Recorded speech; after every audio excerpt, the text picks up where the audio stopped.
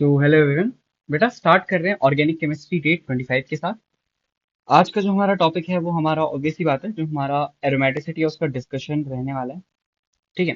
तो we gonna discuss the first 30 questions. ठीक है। And then I have created another 5 questions for you. ये 75 वाला तो हमारा एक बहुत पहले वाले लेक्चर का होमवर्क बच गया था। बाकी ये 4 नए क्वेश्चंस मैंने आपके लिए फ्रेम करे हैं। ठीक है। और यहाँ पे 30 तक हम बताएंगे एरोमेटिक है, नॉन एरोमेटिक है, एंटी एरोमेटिक है, क्या क्या है, क्या क्या है, क्यों क्यों है, किस लिए है। We going to see all of that. Okay. Let me just select the pen and now let's start with the first question, that is this. अच्छा सर, सबसे पहले आपने बोला था प्लेनैरिटी चेक करेंगे या लूप चेक करेंगे। सर लूप प्रेजेंट है, लूप प्रेजेंट है। सर प्लेनैरिटी चेक करेंगे। सर sp2 इसके बाद पी पाई है, इसके बाद पी पाई है। सर sp3 इसके बाद पी पाई नहीं है। सर ये नॉन प्लेनर है। ये क्या है बेटा? Non planar, it is non aromatic. Non planar होगा तो क्या बोलते हैं हम? ऑब्वियसली बात है, उसे नॉन एरोमेटिक बोलते हैं। अच्छा, सेकंड क्वेश्चन। माइनस चार्ज है यहाँ पे। माइनस चार्ज का क्या मतलब होता है? It is non planar. ठीक है। पर ये रेजोनेंस कर रहा है, तो यहाँ पे ये डीलोकलाइज चार्ज है। ये चार्ज कैसा है बेटा? डीलोकलाइज चार्ज है, तो मतलब ये कार्बन sp2 जैसा बिहेव करेगा। अच्छा, लूप भी है, प्लेनैरिटी भी है, और रेजोनेंस भी हो रहा है। इलेक्ट्रॉन्स कितने हैं सर? 4 pi electrons. अरे भाई साहब, ये तो एंटी एरोमेटिक है। ये कैसा है बेटा? Anti aromatic. इसका मतलब यहाँ पे इस कंपाउंड में रेजोनेंस करने की वजह से स्टेबिलिटी जा रही है। ठीक है। तो resonance not always stabilises the molecule. I guess आपको ये बात एक और बार समझ में आनी होगी। ठीक। ना, प्लेनैरिटी प्लेनैरिटी प्लेनैरिटी तीनों sp2 है। लूप भी बन रहा है, रेजोनेंस भी हो रहा है। ठीक है। तो ये क्या है? वैकेंट है, तो ये पाई यहाँ जा रहा होगा, रेजोनेंस भी हो रहा है। और सर 2 पाई इलेक्ट्रॉन्स की वजह से रेजोनेंस हो रहा है, जिसका क्या मतलब है? ये एरोमेटिक है। तो क्या मैंने आपको एक ही कंपाउंड पे एरोमेटिक, नॉन एरोमेटिक और एंटी एरोमेटिक बना के दिखा दिया? माइनस लगाओगे एंटी एरोमेटिक, कुछ नहीं करोगे नॉन एरोमेटिक, और कुछ प्लस प्लस कर दोगे इस पर्टिकुलर कंपाउंड पे, तो एरोमेटिक हो जाएगा, because it is fulfilling the values. अच्छा, इस सवाल को देखो। सर ये बेंजीन है। नहीं बेटा, ये बेंजीन नहीं है। सर क्यों बेंजीन नहीं है? बेटा देख, यहाँ पे sp3 है, यहाँ पे sp3 है। बेंजीन होता तो ऐसा होता, हर जगह sp2 होता, है ना। पर यहाँ पे sp3 है, यहाँ पे नो पी पाई। नो पी पाई मतलब ये क्या है? नॉन प्लेनर है। नॉन प्लेनर है तो इसका मतलब ये क्या है? Non aromatic. फिफ्थ वाला sir, it is benzene, it is aromatic, है ना। बेंजीन के पास सारी प्रॉपर्टीज है। लूप बन रहा है, बन रहा है। प्लेनैरिटी है, हर जगह प्लेनैरिटी है। रेजोनेंस हो रहा है, हो रहा है। और 6 पाई इलेक्ट्रॉन्स के रेजोनेंस हो रहा है, इसलिए एरोमेटिक है। हकल्स रूल, हकले का रूल है ये। अच्छा, सिक्स। सर सिक्स में भी सेम है। देखो यहाँ पे पी पाई नहीं है और यहाँ पे पी पाई नहीं है, नॉन प्लेनर है। ये नॉन एरोमेटिक हो जाएगा। आपको भी इतना जल्दी जल्दी करना सीखना है। ठीक है। सबसे पहले एरोमेटिक नॉन एरोमेटिक का सवाल हो, सबसे पहले आपको ढूंढना है, क्या ढूंढना है? पी पाई। पी पाई नहीं है सर, ये भी क्या हो जाएगा? Non aromatic. सबसे पहले वो ढूंढना है। ठीक है।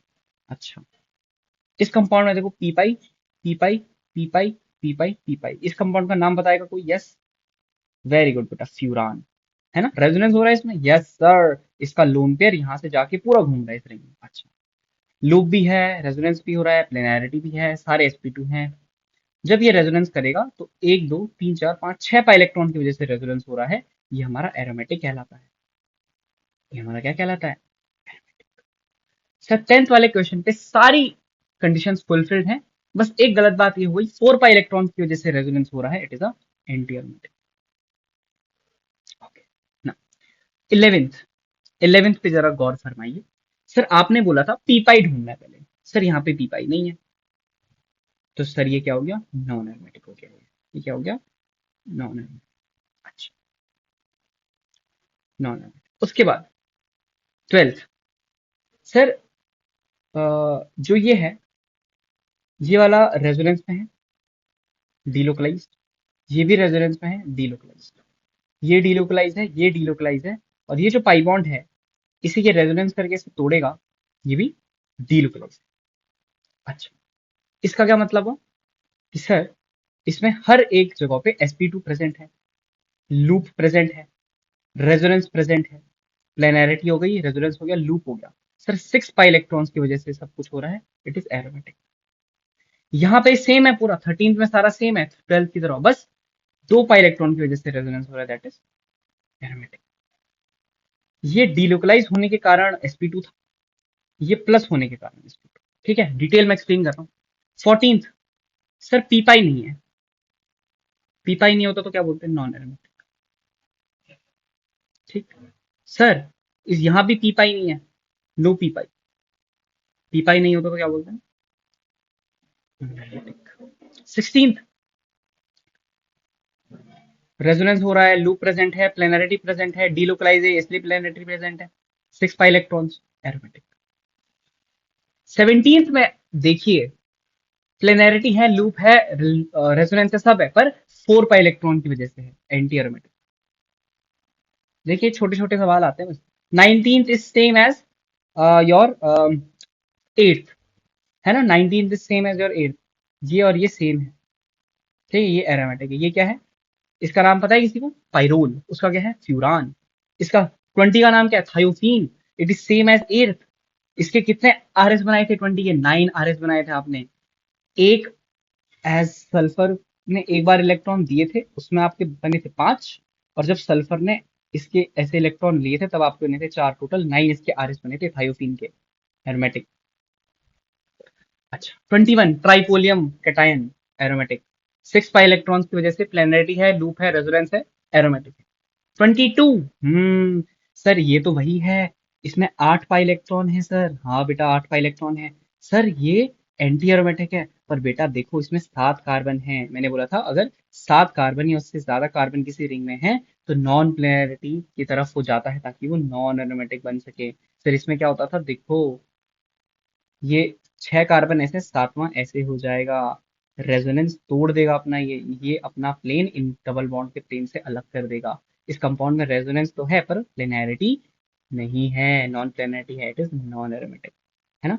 तुम सोच रहे होगे एरोमेट एंटी एरोमेटिक है, पर नहीं, ये अपने आप को चेंज कर देता है, नॉन एरोमेटिक है। ठीक, 23 is same as your third. Third में क्या है, एक ऐसे लगा है उसको तो इग्नोर करो, यहाँ पे कार्बन पे प्लस है पर यहाँ पे बोरोन है, बोरोन के बाद क्या होता है, वैकेंट पी, है ना, तो इसमें 2 पे इलेक्ट्रॉन की वजह से रेजोनेंस हो रहा है, एरोमेटिक। 24 इज एंटी एरोमेटिक, क्यों, सर वैकेंसी है और 4 पाई इलेक्ट्रॉन लूप में घूम रहे हैं तो एंटी एरोमेटिक है। 25 इज फिनॉल, तो क्या होगा, सर एक तो ये बेंजीन ही देख लो, आप इससे ही बता दो कि एरोमेटिक है, और दूसरा फिनॉल अपने ऐसे ये ओ OH अपने लोड पे डोनेट करके इस पे घुमाएगा, उसकी इलेक्ट्रॉन डेंसिटी बढ़ा रहा है वो, जनरली और कुछ नहीं कर रहा, एरोमेटिक। ओके ना, ये ये तीनों बताओ। सर आपने बोला था बेंजीन के ऊपर अगर कोई भी इंटरमीडिएट बन जाए, प्लस आ जाए, माइनस आ जाए, डॉट आ जाए, तो वो सारे के सारे sp2 हाइब्रिड ऑर्बिटल में रहेंगे। क्यों, वो सारे के सारे sp2 हाइब्रिड ऑर्बिटल पे क्यों रहेंगे, क्योंकि अगर उनको आपने नॉर्मल बेंजीन के ऊपर गिना तो वो बेंजीन की हाइब्रिडाइजेशन अफेक्ट करेंगे। They can do it sp2 और sp10।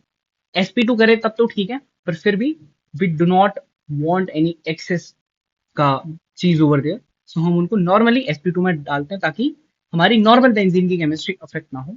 तो ये सारे एरोमेटिक हैं, और जो बेंजीन के ऊपर ये इंटरमीडिएट हैं ये sp2 हाइब्रिड ऑर्बिटल्स में। ठीक है, ये मैंने आपको पहले भी बहुत डिटेल में बताया। अच्छा, 29 benzene, benzene is also aromatic, है ना। हमने आई गेस बेंजाइन के रेजोनेटिंग स्ट्रक्चर्स नहीं बनाए, वो मैं आपको दिखा देता हूँ एक बार। और ये क्या है, इसको बोलते हैं इमिडाजोल, इसका नाम बताता हूँ मैं आपको, इसका ही नहीं बताया शायद अभी तक नाम, बस इट इज योर इमिडाजोल। ठीक है, ये इमिडाजोल है आपका, और ध्यान से देखो, इस वाले नाइट्रोजन के लोन पेयर डी लोकलाइज हैं। ठीक है, लोकलाइज है क्योंकि पाई बॉन्ड पहले से बनी है, क्या फायदा उसको डीलोकलाइज करके, पर इसके पाई बॉन्ड नहीं बनी, ये डीलोकलाइज ऐसे दे सकता है, देखो ऐसा 6 पाई इलेक्ट्रॉन्स रिंग में घूम रहे हैं, it is aromatic. Imidazole is what, aromatic. ठीक है, इमिडाजोल क्या बेटा आपका, एक सेकंड, एरोमेटिक है, और व्हाइट बैकग्राउंड का कुछ फायदा उठाया ना उठाया इसका, फायदा उठाओ, हाईलाइट भी कर दिया आपके लिए। ठीक है, और बाकी हम बेंजाइन के मैं आपको रेजोनेटिंग स्ट्रक्चर्स में आपको शो कर देता हूँ। ठीक है, रेजोनेटिंग स्ट्रक्चर्स ऑफ बेंजाइन। क्या बेंजाइन की पाई बॉन्ड सबको याद है कि sp2 sp2 ऑर्बिटल से बनती थी। ठीक है, ठीक है। देखो, पहले हम इसका ऑर्बिटल स्ट्रक्चर देखते हैं।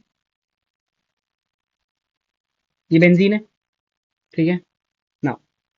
एक sp2 ऑर्बिटल ये रहा, एक sp2 ऑर्बिटल ये रहा। थोड़ा बाहर बनाता हूँ, ये रहा।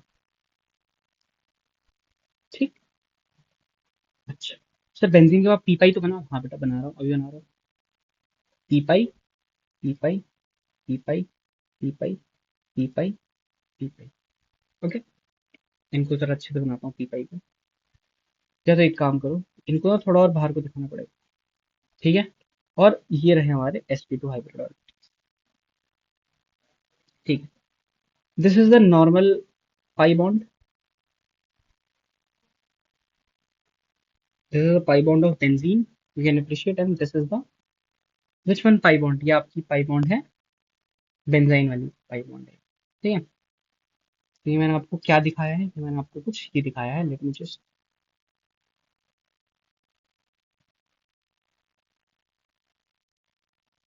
ये, और इसका एक रेजोनेटिंग स्ट्रक्चर्स। देखो, ये आपस में रेजोनेंस तो करेंगे ही, जो कि कुछ ऐसा दिखेगा। और एक आप इसका ऐसा कर सकते हो, ये, समझ गए? ये हो गए इसके रेजोनेटिंग स्ट्रक्चर्स। ठीक है, बाद में हम इनकी स्टेबिलिटी के बारे में बात करेंगे, कौन सा ज्यादा स्टेबल होता है।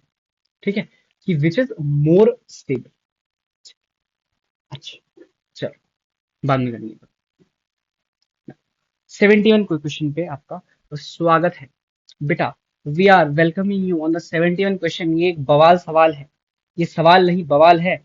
आप जानिए इसे कैसे सॉल्व करेंगे। ठीक है?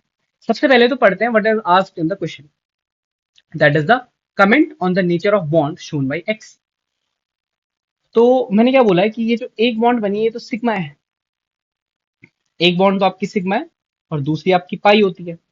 अब मैंने बोला कि जो पाई बॉन्ड है उसको मैं एक्स बॉन्ड बोल रहा हूं।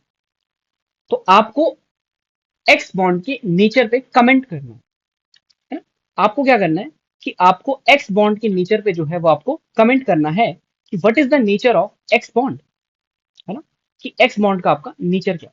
ठीक है, तो चलो करो, आप एक बार ट्राई करो सॉल्व करने का, then we will solve it for you. ठीक है, तो आप स्क्रीन पॉज करिए और इसे सॉल्व करने का ट्राई करिए। ठीक है, ओके, आई होप आपने इसे ट्राई किया होगा। Now let's see one thing. Sir ये कार्बन कार्बन बॉन्ड है, it is a non polar bond, इसे हम खुद की मर्जी से तोड़ सकते हैं।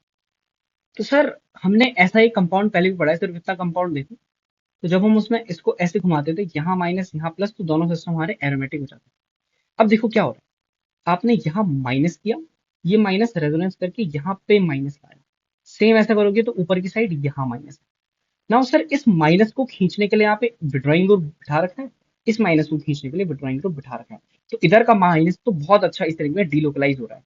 अच्छा सर, जो आपने यहाँ प्लस बनाया वो प्लस एक बार यहाँ आएगा और एक बार यहाँ आएगा, और ये आपका डोनेटिंग ग्रुप आपने यहाँ पे लगा रखा है, यहाँ पे आपने डोनेटिंग ग्रुप लगा रखा है। तो सर यहाँ वाला माइनस अच्छे से विड्रॉ हो रहा है और यहाँ वाला प्लस अच्छे से उसको इलेक्ट्रॉन दिए जा रहे हैं।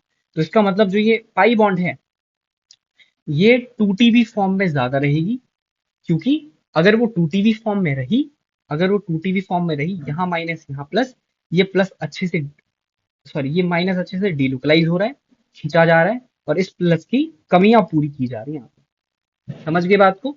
ठीक है, तो जो एक्स है, एक्स है, इसमें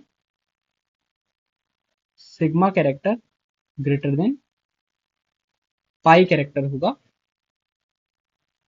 बॉन्ड रिमेन, क्या लिख सकते हो, बॉन्ड रिमेन डीलोकलाइज, डीलोकलाइज मत लिखो, बॉन्ड रिमेन ब्रोकन। मेरे को टर्म नहीं आ रहा अभी, तो ब्रोकन फॉर मोस्ट टाइम, मतलब ज्यादातर टाइम के लिए ये टूटी हुई रहेगी, ताकि वो चार्ज का अच्छे से सेपरेशन है, डीलोकलाइजेशन। अच्छा, 72 पे आओ। Rate of reaction of A B C with A G N O three. Sir आप ये क्या करना चाह रहे हो ना, आपने हमें कुछ पढ़ाया रिएक्शन मैकेनिज्म के बारे में, और आप रिएक्शन मैकेनिज्म का सवाल कैसे पूछ रहे हो? मैंने बोला बेटा शांत। ठीक है, तुम शांत हो। ठीक है, फिर मैंने तुमसे बोला मेरी बात सुनो। ठीक है, देखो मैं तुम्हें बताता हूँ ना क्या होता है। जब भी हम अल्काइल हलाइड की रिएक्शन, हिंट है, अल्काइल हलाइड की रिएक्शन AgNO3 के साथ कराते हैं, तो जो सिल्वर है ना, इसकी एफिनिटी अच्छी होती है। ठीक है, ask me for what? Good affinity for halogen है, good affinity for halogen, halogen के लिए अच्छी एफिनिटी रखता है। तो ये क्या करता है, एक तो AgX निकालता है आपका, जो कि PPT बनाएगा, प्लस R प्लस कार्बोकटायन और NO3 माइनस। ये NO3 माइनस एक नॉन न्यूक्लियोफिलिक कंपाउंड होता है, तो ये अटैक तो नहीं कर पाता उस प्लस पे, तो ये कार्बोकटायन की फॉर्म में रहता है। अब एक बात बताओ, इन सवालों में AgNO3 आएगा, Cl ले गया, Br ले गया, I ले गया, तो यहाँ पे बनेगा कार्बोकटायन, यहाँ पे कार्बोकटायन, यहाँ पे कार्बोकटायन। ठीक है ना? Tell me one thing sir, ये आपका एरोमेटिक बन चुका है, ये आपका एरोमेटिक बन चुका है, ये आपका नॉन एरोमेटिक बन चुका, सॉरी एंटी एरोमेटिक बन चुका है। तो इसका मतलब सर, इस बात पे तो कोई दो राय नहीं है कि BC will be greater than A, rate of reaction BC की ज्यादा होगी ए से, क्योंकि ये दोनों एरोमेटिक हैं, वो एंटी एरोमेटिक बन रहे हैं। अच्छा सर, बी और सी में, बी में 2 पाई इलेक्ट्रॉन की वजह से रेजोनेंस हो रहा है, एरोमेटिसिटी आ रही है, सी में 6 पाई इलेक्ट्रॉन की वजह से एरोमेटिसिटी आ रही है, तो कहीं ना कहीं सी में ज्यादा डीलोकलाइजेशन है, तो C greater than D than greater than A. This is your correct answer for this question, है ना? तो कहीं भी ऐसा सवाल आपको दिखे कि AgNO3 के साथ रिएक्शन करा रहे हैं, तो आप उसको ऐसे सॉल्व कर सकते हैं। ठीक है, कॉन्सेप्ट आपको पता है। Ag की एफिनिटी होती है हमारे हेलोजेंस के लिए, तो वो हेलोजेंस को लेके जाएगा, प्लस बनाएगा, उस प्लस की स्टेबिलिटी चेक कर लो, पता चल जाएगा रेट ऑफ रिएक्शन क्या है। स्टेबिलिटी ऑफ कार्बोकटाइन मतलब जो उसी टाइम पे बना है, उसे यहाँ वहां करके नहीं करते कार्बोकटाइन की स्टेबिलिटी चेक। जो रिएक्शन के दौरान सबसे पहला कार्बोकटाइन बनता है, वो कार्बोकटाइन डिसाइड करता है रेट ऑफ रिएक्शन। ठीक है, आप कभी भी ऐसा ना करना कि आप कार्बोकटाइन बनाओ, फिर उसे रीअरेंज कराओ और फिर उसकी स्टेबिलिटी का पता लगाओ, है ना? That is not a good practice, ऐसा आपको कभी नहीं करना चाहिए। ठीक है, आई होप आपको मेरी बातें आपके दिमाग में जा रही हैं। ठीक है ना? For the next question we have, guess where can be the E attached? Now it is pretty incomplete. E is a better electrophile, इसे इलेक्ट्रॉन की नीड है, इसे क्या है, इलेक्ट्रॉन नीड है। तो अब वो कॉन्सेप्ट आपके काम आएगा जो, याद करो, मैंने बहुत बहुत बहुत पहले आपको बताया था, कोई कॉन्सेप्ट आपको याद आ रहा होगा। दैट वाज दैट वाज, कि ये जो है फिनॉल, ये ऑक्सीजन अपने इलेक्ट्रॉन देगा, तो इस रिंग पे कहाँ कहाँ पे माइनस आएगा? सर एक माइनस यहाँ आएगा, एक माइनस यहाँ आएगा, एक माइनस यहाँ आएगा। सर इलेक्ट्रोफाइल को, जैसे यहाँ पे बनाया भी हुआ है, इलेक्ट्रोफाइल को माइनस चाहिए, तो सर इस पे यहाँ से अटैक हो सकता है और एक अटैक इस पे यहाँ से हो सकता है ना? बाकी बेटा ये वाली पोजीशन और ये वाली सेम है, तो guess where can be the electrophile attached? ये ई प्लस मतलब इलेक्ट्रोफाइल है, कहाँ अटैच हो सकता है? तो सर या तो ये OH के ऑर्थो पे हो जाएगा, मैं लिख देता हूँ यहाँ पे, ऑर्थो और पैरा पे हो जाएगा, है ना?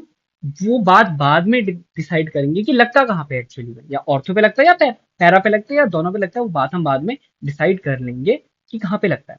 पर अभी के लिए तो आप इतना, आपने, आपको अगर ये पता चल रहा है कि ये ऑर्थो पैरा पे लग रहा है, क्योंकि उस ऑर्थो और पैरा पोजीशन पे सबसे ज्यादा इलेक्ट्रॉन डेंसिटी इस बेंजीन रिंग में है। अगर आपको इतना भी तक पता लग रहा है, तो आपका रेजोनेंस का टॉपिक आपका क्लियर हो रहा है, और आप रेजोनेंस के एप्लीकेशन वाले पार्ट पे यू आर डूइंग गुड। ठीक है ना? 74, sir we know that OH के पास लोन पेयर थे, तो it was an electron donating group. Sir now cyanide का स्ट्रक्चर कुछ ऐसा होता है, इसमें मल्टीपल बॉन्ड है, तो it is a electron withdrawing group.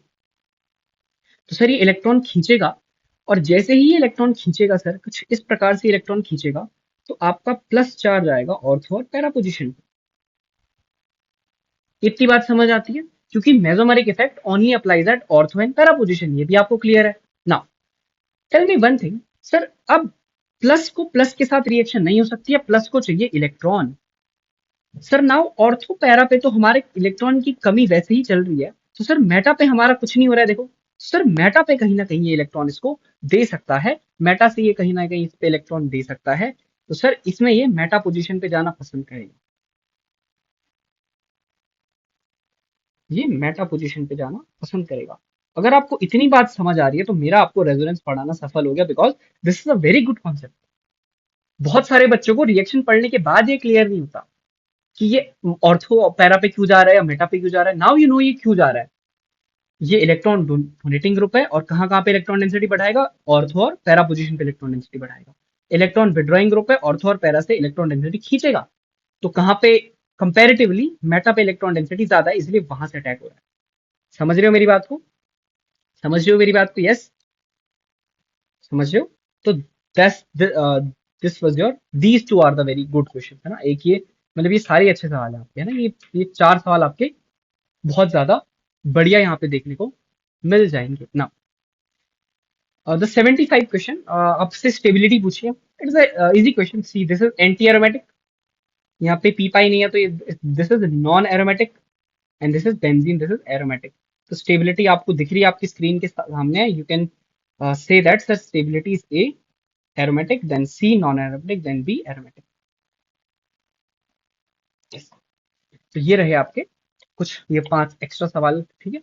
और बाकी late me just highlight these for you.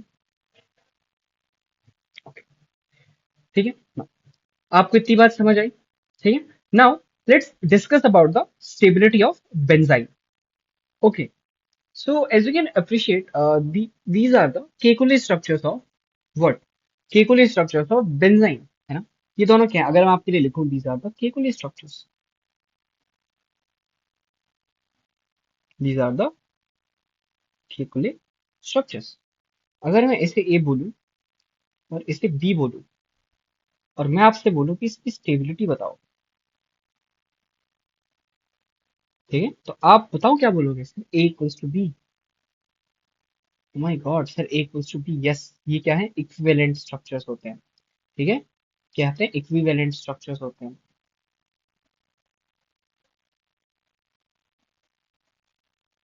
Equivalent structure. Now, if I'll ask from you one thing that let this bond is, एक सेकंड ना, जो A B नीचे लेता हूँ मैं, इस बॉन्ड की बॉन्ड लेंथ x है और इस बॉन्ड की बॉन्ड लेंथ y है। Compare x and y। अगर मैं आपसे बोलूं कंपेयर करो x और y को, क्या बोलोगे आप लोग बताओ। अगर मैं आपको बोलूं x एंड y को आपको कहाँ कंपेयर करना है, आप क्या करोगे सर। आप बोलोगे सर यहाँ पे देखो, ये sp2 ये sp2, यहाँ पे डबल बॉन्ड दिख रही है, सिंगल बॉन्ड तो थी हमारे पास, ये डबल बॉन्ड भी दिख रही है हमें। और इस मतलब इस पर्टिकुलर स्ट्रक्चर में पूछ रहा हूँ आपसे, इस पर्टिकुलर स्ट्रक्चर, ठीक है। यहाँ पे 3 बॉन्ड है सर, यहाँ पे 2 बॉन्ड है सर, ऑब्वियसली बात है, एक्स ग्रेटर देन वाई होगा, एक्स ग्रेटर देन वाई होगा। ये किस में है, ये इन स्ट्रक्चर्स में, ये केकुलर स्ट्रक्चर्स की बात हो रही है। पर अगर मैं रेजोनेंस हाइब्रिड इसका आपको बना के दिखाऊं, that is the, this is the resonance hybrid ना, ये क्या है, ये रेजोनेंस हाइब्रिड है। ये क्या है, रेजोनेंस हाइब्रिड है। इसकी जो बॉन्ड लेंथ है यहाँ पे, इसमें हर एक बॉन्ड लेंथ क्या है, बराबर है, बस इस वाली बॉन्ड को छोड़ के ये वाली बॉन्ड सबसे छोटी होती है, ये वाली bond. This bond is the smallest bond in the resonance hybrid of benzene. This is the smallest bond. Okay, this here is the smallest bond, ठीक है। अगर मैं इसका रेजोनेंस हाइब्रिड ऐसे दिखाऊं आपको, ऐसे करके, तो ये वाली और these are the equivalent bonds, and this is the smallest bond. Okay, this is the smallest bond in the your benzene के रेजोनेंस हाइब्रिड में, ठीक है। चल, अच्छा, तो एक बात बताओ, जो बॉन्ड सबसे छोटी होती है उसे ना तोड़ना सबसे आसान होता है ना। अगर जो बॉन्ड छोटी होती है ना उसे तोड़ना आसान है, क्यों, वो पास पास है, पास पास है, तो उन्होंने इलेक्ट्रॉन अपने अपने पास रखे हुए हैं ना, उनके पास पास जो इलेक्ट्रॉन है, तो जब अगर बाहर से कोई अटैकिंग रिएजेंट आया तो वो झट से वो बॉन्ड तोड़ देता है ना। लंबी बॉन्ड तोड़ने में थोड़ा दिक्कत होती है आपको, है ना, पर ये छोटी बॉन्ड तोड़ना इज क्वाइट इजी, सो है ना, दैट इज द रीजन कि इसी बॉन्ड पे अटैक होता है, because it is the weakest bond, it is a weak bond, बहुत वीक बॉन्ड होती है, ठीक है। Now so this is the weakest and smallest bond. ठीक है, ये आप याद रखें, काम आएगी। वीकेस्ट है स्मॉलेस्ट। चल, let's move on to the our next part, that is, let's, okay, देखो, ये क्या है, 3 कार्बन के अल्केन को क्या बोलते हो? This is propane, this is propane. ठीक है, now what is the bond angle? ये एंगल कितना होता है? Sir this is 109.5 degree, 109.5 degree is the bond angle of propane. अच्छा, अगर मैं इसका ऑर्बिटल डायग्राम पूछूं आपसे, if I will ask for the orbital diagram, you would say sir इसमें sp3 हाइब्रिडाइजेशन है, हर एक ऑर्बिटल हमारा हाइब्रिड ऑर्बिटल है यहाँ पे, दैट इज sp3। तो अगर मैं आपसे पूछूं कि we have to like make, मुझे इसका डायग्राम बना के दिखाओ, आप बोलोगे सर एक ऑर्बिटल ऐसा है, अरे बल्ले रहे, let me try for you, एक ऑर्बिटल ये है ऐसा, एक ऑर्बिटल ये है, फिर सर यहाँ से एक ऑर्बिटल ये है, और एक ऑर्बिटल ये है। This is your cyclo propane, sorry this is your normal propane, that is an propane. अच्छा, अब मैंने आपसे बोला कि मुझे साइक्लोप्रोपेन दिखाओ, आपने बोला सर ये है साइक्लोप्रोपेन, ये है साइक्लोप्रोपेन, ये क्या है मेरा साइक्लोप्रोपेन है, इसे मैं थोड़ा सा बड़ा कर देता हूँ आपके लिए, ये साइक्लोप्रोपेन है। इसका मुझे एंगल बताओ। सर दिस इज 60 डिग्री, ये इक्विलेटरल ट्राइंगल जैसा 60 डिग्री है। ठीक है, अब देख एक चीज देखो, पर जो हाइब्रिडाइजेशन है वो तो यहाँ भी sp3 थी और यहाँ भी sp3 है। ठीक है ना, sp3 हाइब्रिडाइजेशन में 109.5 डिग्री फेयर, sp3 हाइब्रिडाइजेशन में 60 degree very unfair, 49.5 degree angle कम है इसका। इसका एंगल कितना कम है? 45.9 डिग्री इसका एंगल कम है, खतरनाक एंगल स्ट्रेन इस पे लग रहा है। ये बॉन्ड ना स्ट्रेच हो रही है उधर उधर को, फटने को हो रही है बॉन्ड, है ना। तो इसका जब हमने ऑर्बिटल डायग्राम बनाया तो हमारा वी गॉट समथिंग्स।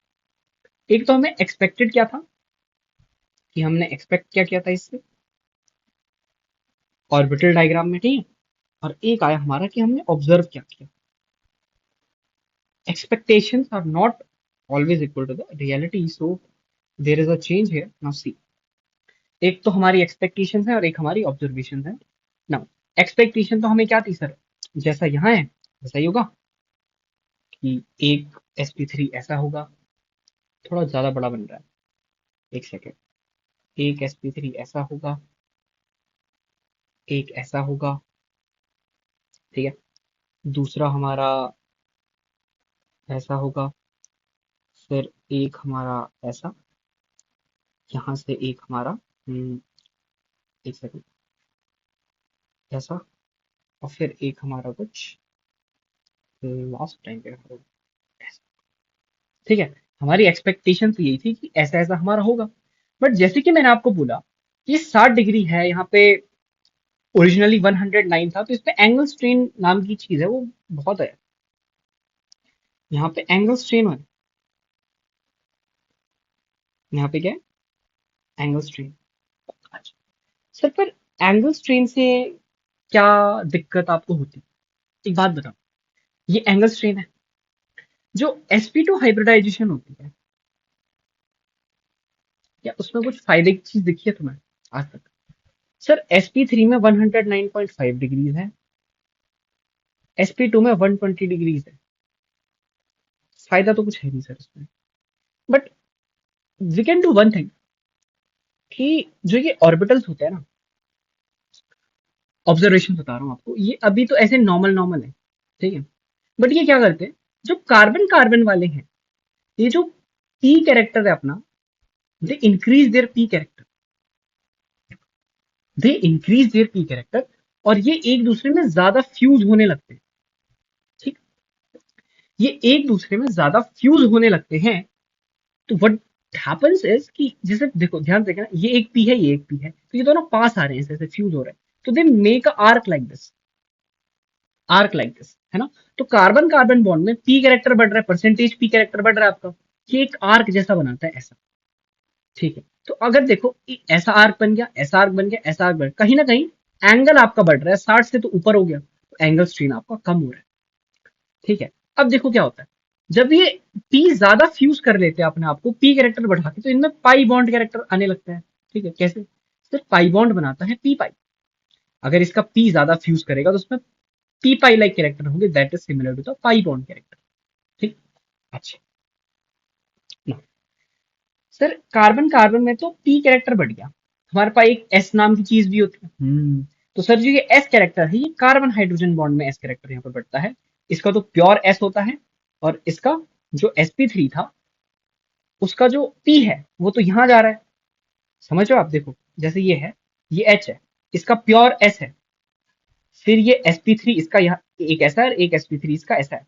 एक बात बताओ, जो sp3 का पी के कैरेक्टर है वो कार्बन कार्बन बॉन्ड के बीच में जा रहा है, तो जो एस कैरेक्टर है उसको भी कहीं जाना था, तो वो कार्बन हाइड्रोजन बॉन्ड के बीच में जाता है। P character carbon carbon bond पे जाता है, S character carbon hydrogen bond पे जाता है। नाउ अगर एस कैरेक्टर बढ़ता है तो ईएन बढ़ती है, इसका मतलब कार्बन हाइड्रोजन बॉन्ड की ईएन ज्यादा है, और ये वीकली एसिडिक नेचर रिप्रेजेंट करता है इस कार्बन हाइड्रोजन बॉन्ड को, वीकली एसिडिक नेचर। और कार्बन कार्बन बॉन्ड में पी कैरेक्टर बढ़ रहा है, पाई बॉन्ड लाइक कैरेक्टर आते हैं। ठीक है, तो अब एक बार मैं आपको बना के दिखा देता हूँ। ठीक, एक बार मैं आपको बना के दिखा देता हूँ कि कैसे ये उठ रहा है अपनी जगह से। देखिए कुछ ऐसे करके,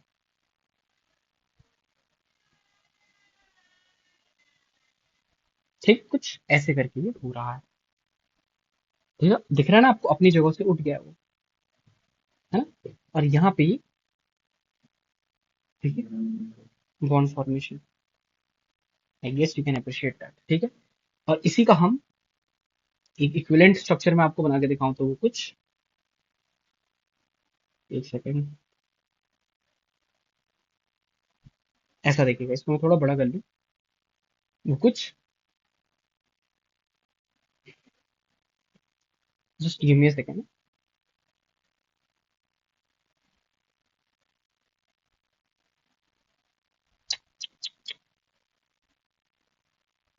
kind of difficult to draw it, but एक कॉपी में ड्रॉ हो जाता है, इसमें थोड़ा डिफिकल्ट है। ठीक है, तो दिस इज योर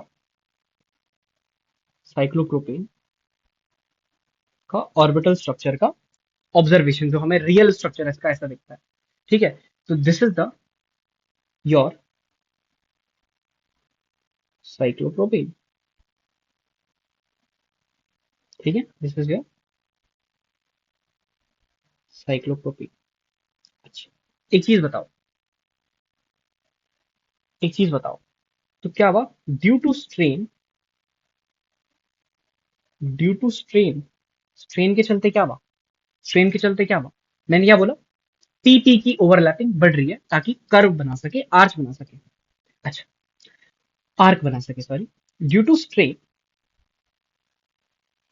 इंक्रीज हुआ percentage P character in carbon carbon bond.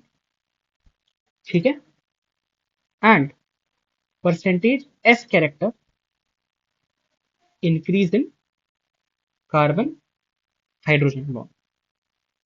ठीक है, तो what are the consequences, carbon hydrogen bond behaves as pi bond, तो जो इसका सिग्मा स्टार है, it is behaving as what, pi star. ठीक है, फिर एक और चीज हमारे सामने आती है, that is, let me just tell you that, हाँ, और जो कार्बन हाइड्रोजन बॉन्ड है वीकली एसिडिक, ठीक, वीकली एसिडिक बोल सकते हो, और एक और चीज बोल सकते हो, electro negativity like character increases. ठीक है, कार्बन हाइड्रोजन बॉन्ड की ये कहानी रही। तो ये रहा आपकी की परसेंटेज पी आपका बढ़ गया कार्बन कार्बन में, परसेंटेज एस बढ़ गया कार्बन हाइड्रोजन में। कार्बन कार्बन बॉन्ड में क्या हुआ, पाई बॉन्ड की तरह बिहेव कर रहा है। कार्बन हाइड्रोजन बॉन्ड एसिडिक हो चुका है, वीकली एसिडिक। और कार्बन हाइड्रोजन बॉन्ड की इलेक्ट्रोनेगेटिविटी लाइक कैरेक्टर आ चुके हैं उसमें। This is your cyclopropane. ठीक है, दिस इज योर साइक्लोप्रोपेन। अच्छा, पाई बॉन्ड लाइक कैरेक्टर है इसका। ठीक है, अच्छा ना, इसी से रिलेटेड एक टॉपिक है हमारे पास। ठीक है, उस टॉपिक में क्या है, एक बात बताओ। लेट मी, नहीं, एक नया ही बनाते हैं उसको। थोड़ा उस टॉपिक का नाम लिखने के लिए जगह छोड़ देना, but look here for second. जैसे बस साइक्लोप्रोपीन, और मैंने बना दिया मिथाइल साइक्लोप्रोपीन, और मैंने यहाँ पे कार्बोकेटाइन बना दिया। यहाँ पे मैंने यहाँ पे क्या कर दिया, कार्बोकेटाइन बना दिया। बात समझ आ रही है? अब एक बात सुनो सर, अब क्या है, आपने बोला था सर, अरे यार, हाँ, आपने बोला था इस पे पाई बॉन्ड लाइक कैरेक्टर है। तो जो ये आपको सिग्मा बॉन्ड दिख रही है, सिग्मा नहीं, पाई की तरह बिहेव करेगी। तो ये देखो, आप पाई बॉन्ड यहाँ पे दिखा दो, जो फ्यूज पी ऑर्बिटल आप दिखा रहे हो वैसे। तो सर क्या हो सकता है कि अब यहाँ पे क्या हो सकता है, देखो सर, रेजोनेंस हो सकता है। ये पी पाई की तरह बिहेव करेगा, ये पूरा सेगमेंट ऐसे पी पाई की तरह बिहेव करेगा, और ये वैकेंट है, ये वैकेंट है, ये पी पाई की तरह बिहेव करेगा। तो काइंड ऑफ रेजोनेंस हो रहा है, रेजोनेंस हो रहा है। और कैसा रेजोनेंस हो रहा है कि सर एक बार ये एक सेकंड है, मैं आपके लिए यहाँ पे पी पाई बना देता हूँ, वैकेंट पी पाई होगा जो। रुको एक second, just give me a second बेटा। Plus,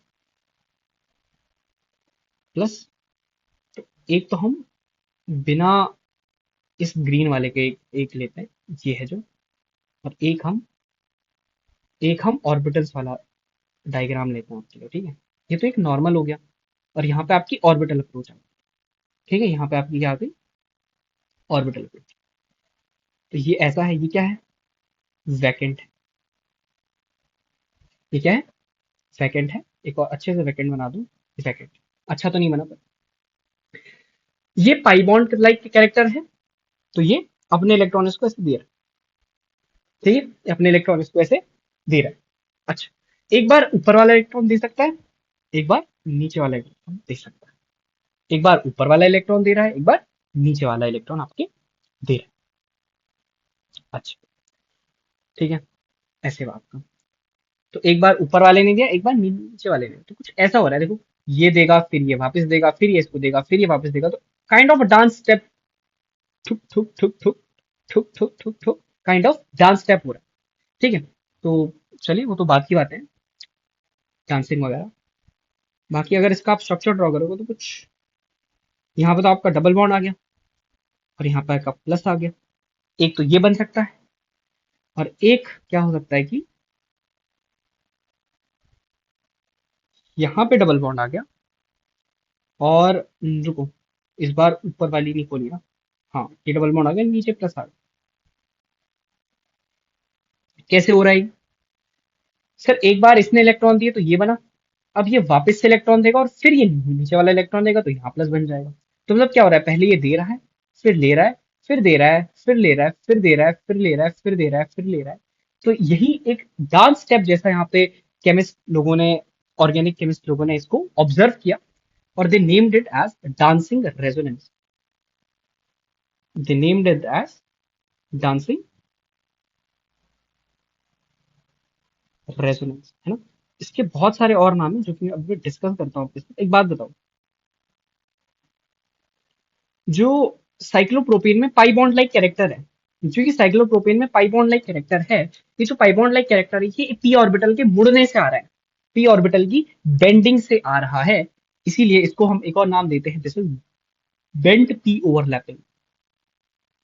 bent P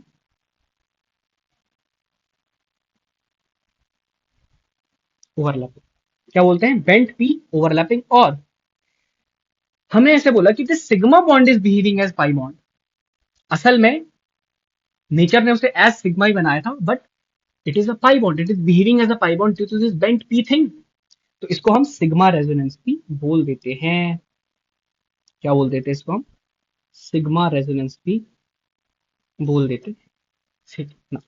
let's do one thing, इन दो स्ट्रक्चर से इसका रेजोनेंस हाइब्रिड बनाते हैं।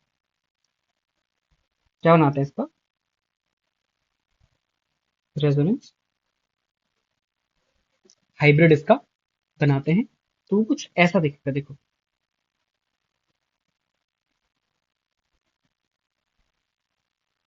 ये वाली बॉन्ड हमारी टूट रही है, ये वाली बॉन्ड भी हमारी टूट रही है, और ये वाली बॉन्ड हमारी बन रही है।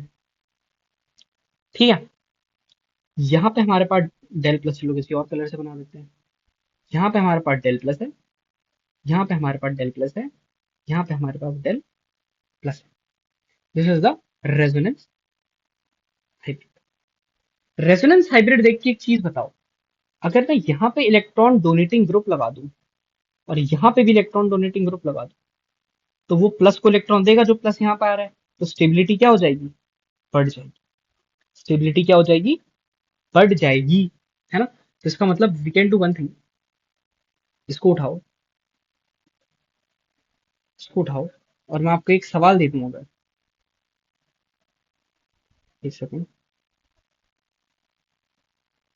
यहाँ पे प्लस है, ठीक है। Let me just change the colour for you. We are not having much colour options here by the way, but no we have many, but ये मैंने आप तीन ऑप्शन दे दिया, ठीक है। अच्छा, एक जगह में लगा रहा हूँ OCH3, एक जगह में लगा रहा हूँ CHO, और एक जगह में लगा रहा हूँ आपका क्या लगाऊं बताओ? CH3।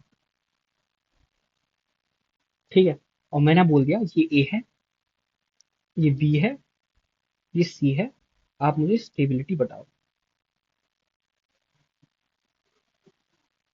आप मुझे क्या बताओ? स्टेबिलिटी बताओ। तो आप बोलोगे सर जो ये है, आपने क्या बोलना है? आपने इमेजिन करना है इसका हाइब्रिड। सर हाइब्रिड में यहाँ प्लस आएगा, यहाँ प्लस आएगा, और यहाँ प्लस आएगा। Sir it is a plus I plus M, it is minus M, it is plus I, और ये हाइपर कॉन्जुगेशन करता है जो इसके बाद हम पढ़ेंगे, दैट इज प्लस एच। तो प्लस एच ऑब्वियसली बात है, ज्यादा इफेक्ट वाला होता है। ठीक, तो अब बताओ, डोनेटिंग, डोनेटिंग, विड्रॉइंग। विड्रॉइंग है तो अनस्टेबल करेगा, है ना, स्टेबिलिटी घटाएगा उसकी।